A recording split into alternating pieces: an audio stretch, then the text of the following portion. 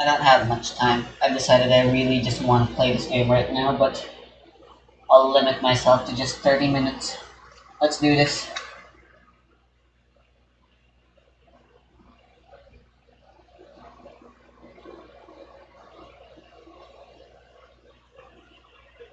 No, that's my porn.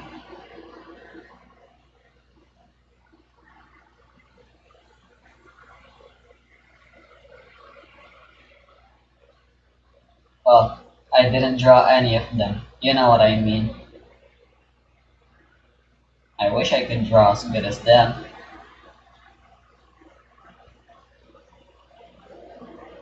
Where is the guide?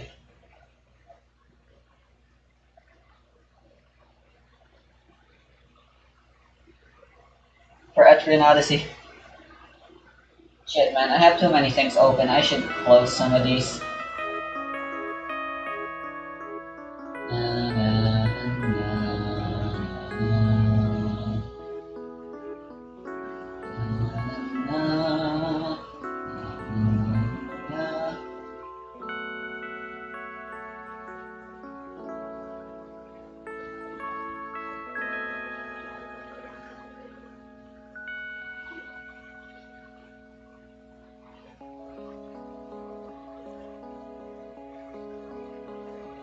Tighten up on your senses, no fairness, cynical pigs. That's all about beautiful smiles. Life gets proud. Pain and sorrow, my moral is built upon the rush. The death of your kind, you they was rightfully mine.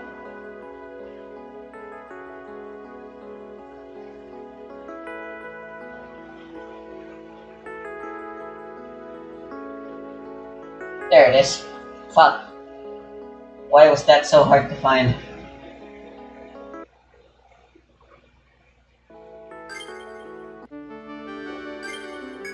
Although I only have 30 minutes, considering all I'm really doing is exploring the dungeon, I should be able to make a lot of progress regardless.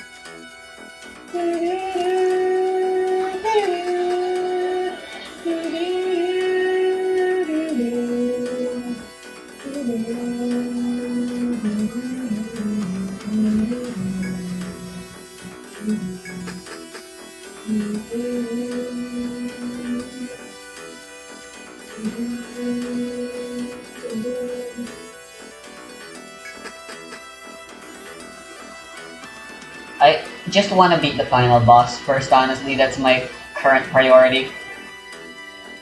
I can fully map out the dungeon and get all the treasures in it later. Or maybe I will just straight up decide that I don't want to do that.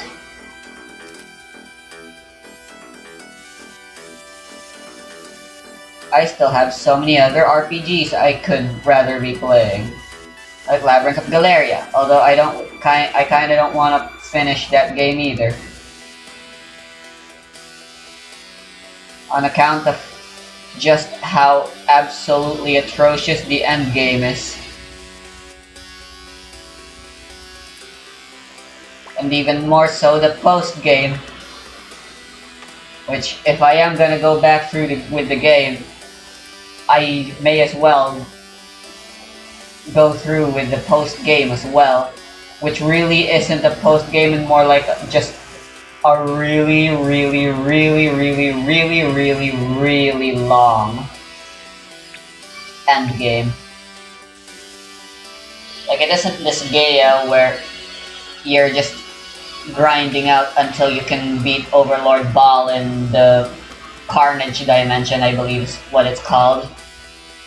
Where there's basically no plot anymore and it's just get stronger, get big numbers to be even bigger, find all the exploits you can and abuse the shit out of them.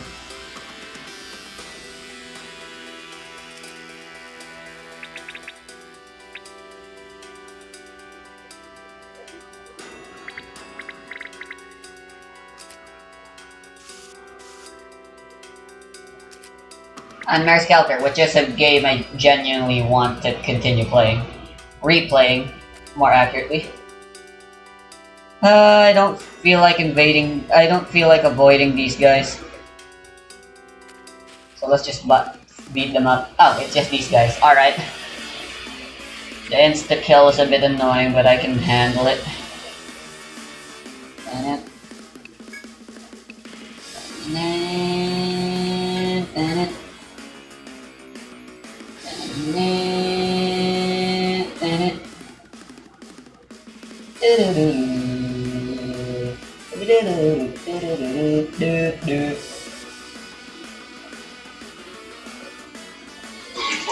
There's been a lot that's been made up over time in the community, and I'm going to try my best to just stick with the facts here. Dio Brando's goals in Phantom Blood are one of ambition and spite. His experiences go from a rough journey of self-realization to complete corruption. Born into a life of poverty and abuse, Dio's father Dario serves as his initial antagonist in his life story, and that leads up to Dio issuing a slow and poisonous retribution. After Dario's demise, Dio falls gracefully into this opportunistic world of the Joestar family. He acknowledged their high standard of living and wanted the Joestar family fortune for himself. Dio dedicated his life to outdoing Jonathan in every facet, while also making him look worse to everyone. Alongside that, once given the opportunity, he began poisoning George Joestar the way that he had done to his dad. But once the Joestars had discovered his plan, he had to pivot. Discovering the power of the Stone Mask, Dio's motivations transcend mere financial gain now, evolving into a dark craving for absolute domination and immortality. He kept trying to maintain a gap between him and Jonathan because he genuinely thought that he should have it over him. But his goal of being over the Joestars wasn't enough. He had to make sure that he was the one over the entire world. Cars in Battle Tendency is defined by his scientific brilliance and relentless ambition. Now initially his journey begins with this noble pursuit to elevate the Pillarmen, seeking to eradicate their fatal vulnerability to sunlight. Now, as a scientist and leader, Cars is dedicated to transcending the natural limitations of his race, driven by a vision of empowerment and evolution. However, this vision is not met with unanimous support. Actually, everyone disagrees. So he faces resistance and antagonism from his own kind, and Cars' motivations undergo a transformative shift. Also, so it isn't misconstrued, Cars could seem as a misunderstood person, but realistically he was experimenting on his fellow Pillarmen, so that was a huge reason why he was faced with backlash. So what was once a communal endeavor becomes a solitary quest with ACDC and the following other two Pillarmen, as Cars prioritizes the survival and ascension of himself and his loyal followers over the collective well-being of the Pillarmen. His obsession with acquiring the Redstone of Asia embodies this shift in focus. God dang it. Cars becomes single-minded in his pursuit, showcasing his ingenious capabilities and resourcefulness, yet revealing a skewed moral compass, willing to sacrifice anything or anyone in the name of power. In achieving his ultimate form, Cars attains the power that he sought, but at the cost of everything that was considered his humanity and connections. He becomes this tragic figure, isolated by his dream, and unintended consequences of his relentless pursuit of greatness. His tale serves as a sad story on the duality of ambition, illustrating both its potential for innovation and its capacity for sheer destruction.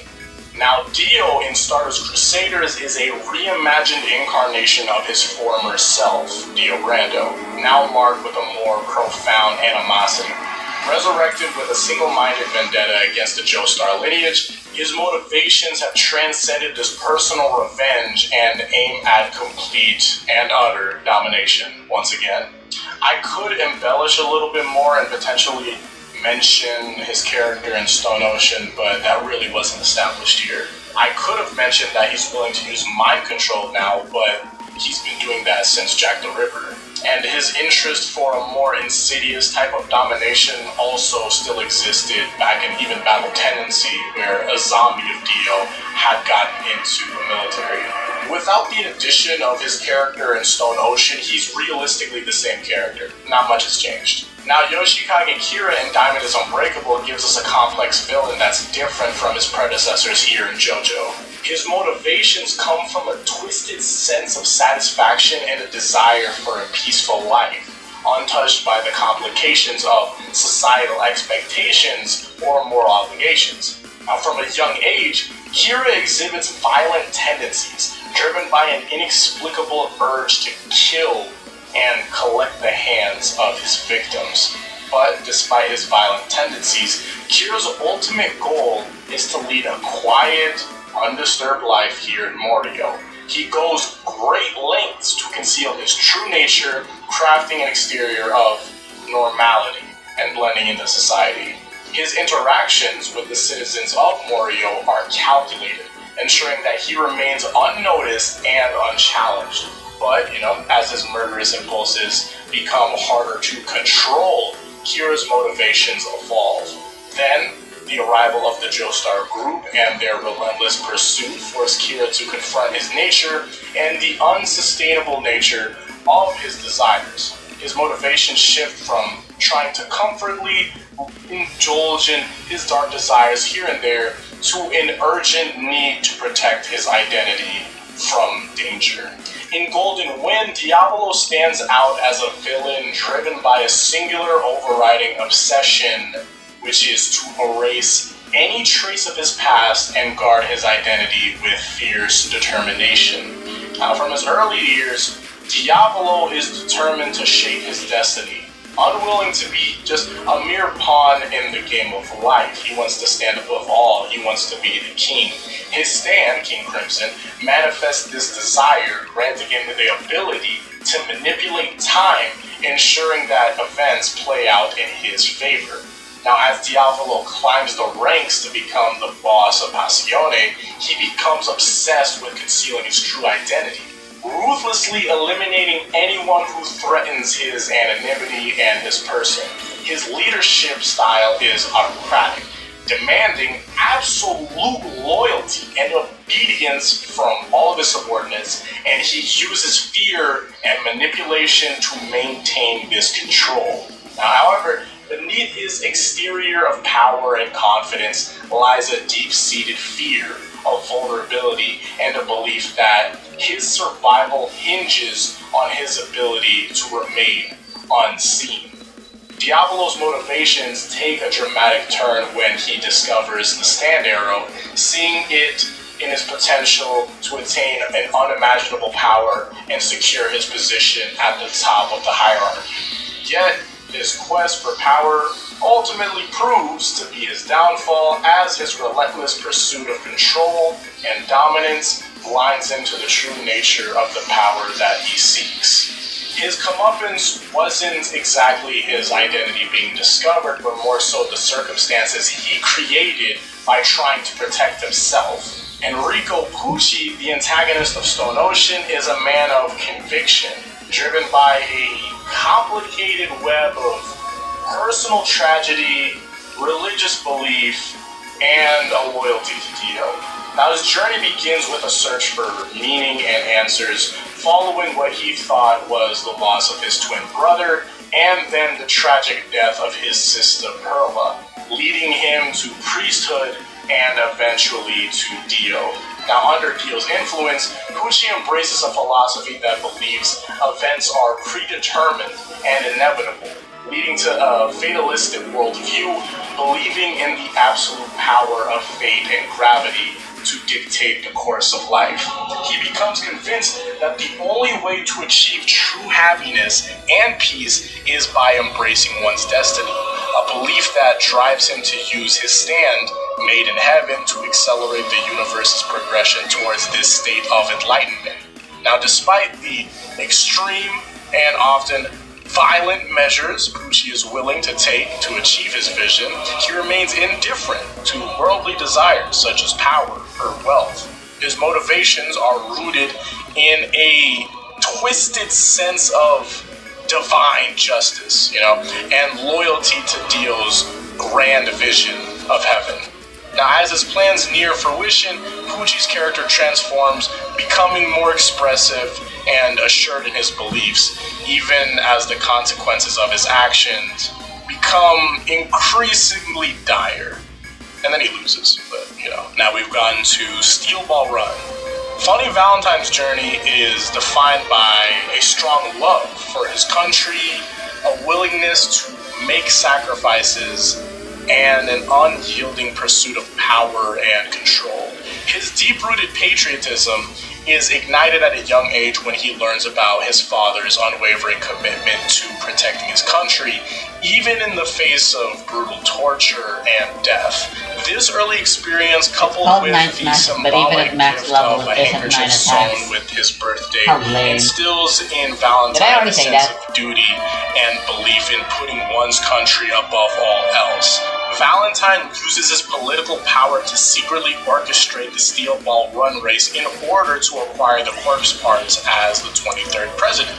This showcases his belief in sacrifice and utilitarianism to achieve national greatness. He is willing to put his life on the line and sacrifice others to pursue what he believes to be the greater good of the United States. His actions reflect the conviction that the ends justify the means and that personal and moral sacrifices are necessary for national prosperity. He has a distorted sense of duty, influenced by his past mainly, and his position of power. His actions, driven by the desire to ensure America's supremacy, reveals a readiness to compromise ethics and exploit others, all in the name, again, of national prosperity.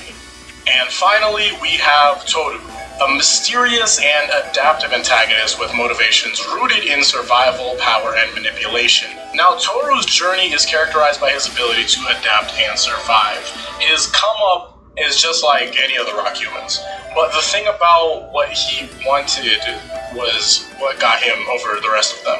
A massive thing for Toru is that memories and dreams aren't fleeting. They are the enduring essence of life that outlasts physical existence. This gives him a unique appreciation for the power of legacy and how actions resonate through time. Toru's goal is to have a power over all powers, which would be the Lokakaka fruit. What the hell is this? Where does his control of the Lokakaka connect to his perspective on memories and dreams? Well, by controlling the fruit, he controls the story. His actions reflect the desire to be the author of not only his fate, but also the fate of others, inserting himself as the rock upon which others' dreams and memories are built and or dashed. Well, I guess that is kind aspiration to be annoying because the map is disabled. A shaper of lives across the passage of time. But I don't think it stops there. It looks that it was to be just something as simple as a power that would be of all powers, and because it's a thing that even all people of all types of people, like the billionaires and all that, would need, because it's the Lokakaka, it's equivalent exchange, it's powerful. But I don't know. Toru is a character that I still feel like I have to look a bit more into, but this is what I got from his character. While he's definitely direct, or at least relatively direct in his words. I do feel like there are intentions to look behind it all that would further describe what he is and who he is, but that's just me.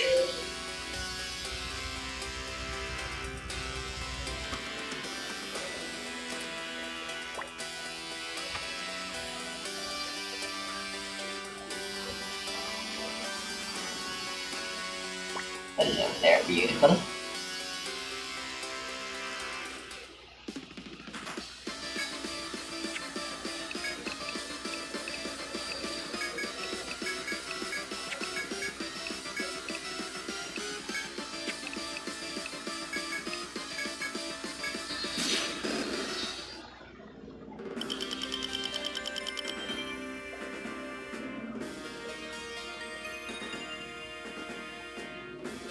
So, welcome to the video.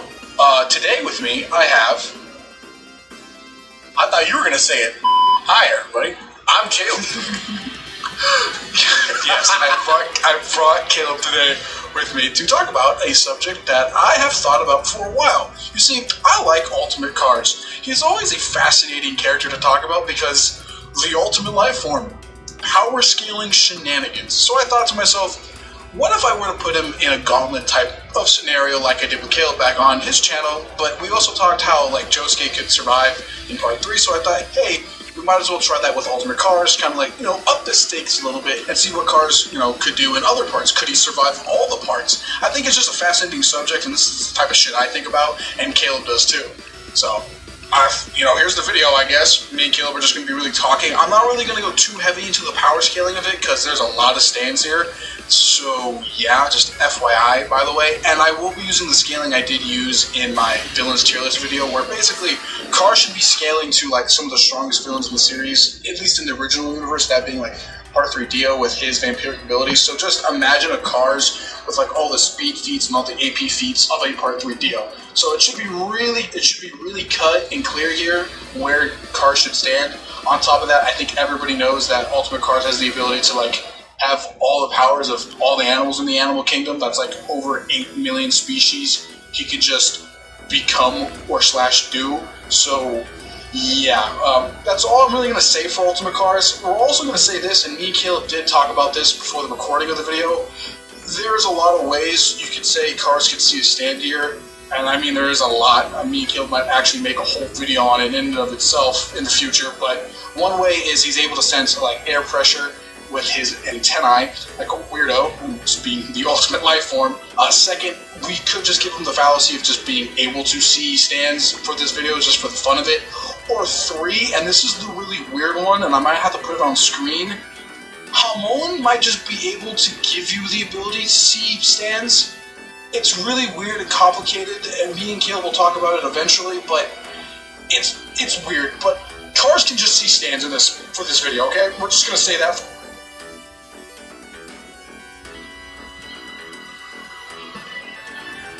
Oh, isn't this annoying?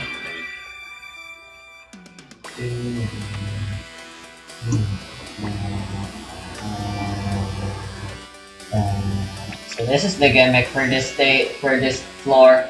Not a fan.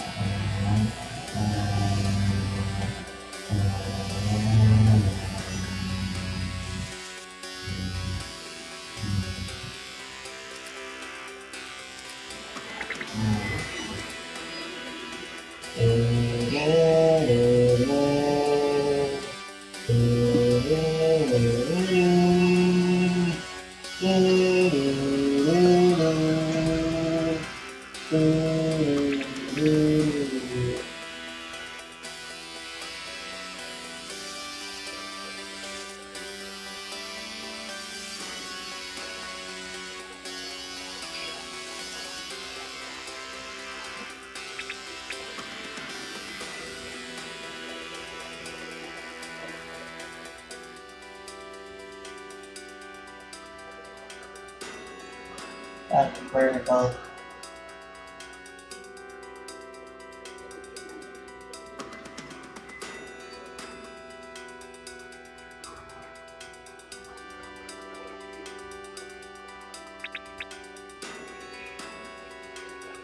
flat.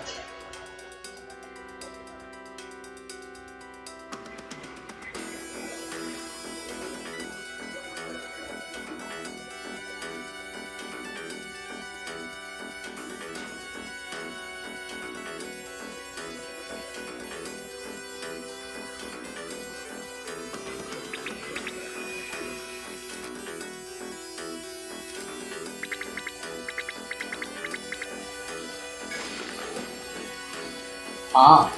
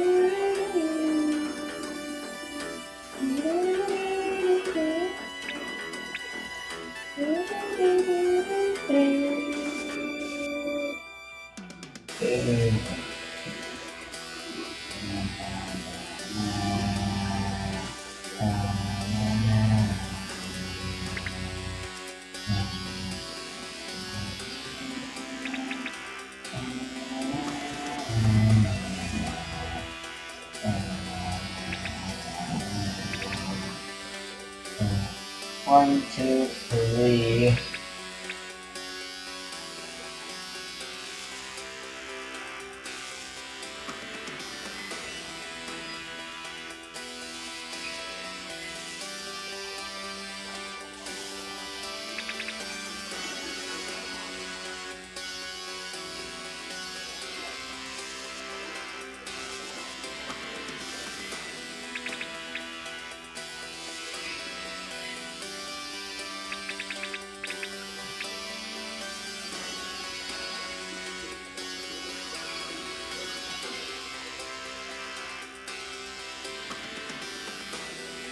I should be able to draw the rest on my own.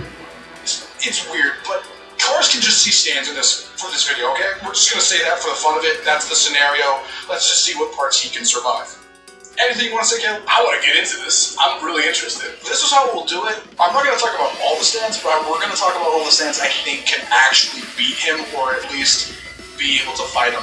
And also, side note here, if we don't talk about a stand that you think is able to beat Ultimate Cars, we did it for a few reasons here. One, if you don't see a stand you think Cars is going to lose to, the reason why we do that is because, well, Cars is, a majority of the time here, is either outscaling them or out-hacking them, or they just don't have the AP or the ability to kill Cars. The ones that we're going to be talking about in this video are the ones that we think could beat him, and that's really about it, and we'll explain it, so yeah. Well, that's kind of the whole idea, or at least the premise of this video, just what stands or just what characters can actually beat Cars. So I think with part 3, there's a few here, but we'll get into probably why he's able to just fucking body the part in general. But we think the worlds are here. Caleb, you want to talk about this? So, one of the biggest things that we have with Cars is his regeneration factor, and it's great, definitely. But the fact of the matter is that in terms of hands, he doesn't have the capacity exactly, but it's more so like the idea like he loses, I guess, the initial fight, but eventually you can get Cars coming back in some sort of... Basically, Jotaro and Dio just can't actually outright kill the man unless, if whatever you think, I'm going to reference X-Force here because he said it in the video once and I thought it was hilarious. Star Platinum, the world could just launch him into space. You could do that. It sounds wacky as fuck, but maybe. I highly doubt it, though. I love the idea of it, though. Like, I'm just like, oh, wow, like, if they were to, it's like, then you have, like, Cars in, like, a football type mode, and then you chuck him as hard as you can. It's like, He gets Looney Tunes. It's funny. It has to be some Acme type stuff, yeah, Looney Tunes. It really is. So the next one we have here, I guess we're just going to go off with just random villains. Now, none of this is in order, by the way. We're just listing off ideas here. Would be Anubis. Now, this is one coming from me here. I think Anubis wins is because nobody in JoJo's really has soul resistances. So that would technically mean if Cars were to pick up Anubis for whatever reason, Anubis would just therefore then control Cars. And that's how he wins. By the way, if you want actually like the people that were controlled by Anubis, none of them would win, by the way, they lose. The only win condition here is Cars literally picking up Anubis, and then he becomes Anubis. That's the only way he's going to win. There's no other win conditions. It's a really fun okay, one. it always There's a lot of these, by the way. It's just like one off, like, yeah, if it Cars always does this, turns you he loses, around. you'll see That's it very throughout the video. It's predictable really and fun. understandable. It's like a symbiotic relationship too. Like because here's the thing. Like you see Anubis like with anybody, like let's say Shaka Khan, and Cars cuts them down, and he say he wants to pick up the sword. It's not really like it's like yes, a loss because he got his soul taken over, but at the same time it's like oh wow, now giving Cars a sword just cause, and he didn't need it, but oh wow, now he's like armed, I guess. Yes, it really doesn't make any sense. And now that I'm looking at it, Seth or Alessi, I'm going to say this now. No, I know somebody is going to bring it up. Cars does not age anymore. Yeah. So just FYI on that. That's another like one-shot win condition I think somebody's going to think of. But that one wouldn't work on Cars because Cars is the ultimate life form. He does not age anymore. Yeah. So just FYI on that. I think the next one's going to be the funny ones, the Darby brothers. So this is also another one-shot win condition in part 3. Not really one shot, but basically, if Cars gambles here, or is a gamer, and loses, he loses his soul. Yeah. And then he loses. That's on the fact that Cars would even take the bet in the first place. And if he doesn't take the bet under the first place, he wins because the Darby brothers are just kind of really regular people once you start to really look at it. And if they're not in a gaming scenario or a poker game scenario, they really can't win. So just yeah, Cars should be able to beat them. But if it's like a playing card game or a video game, and for whatever reason, if Cars don't got that dog in him, he loses. Just an FYI, I guess. Yeah, and it's like it also puts into question, I guess, the Cars' intelligence too.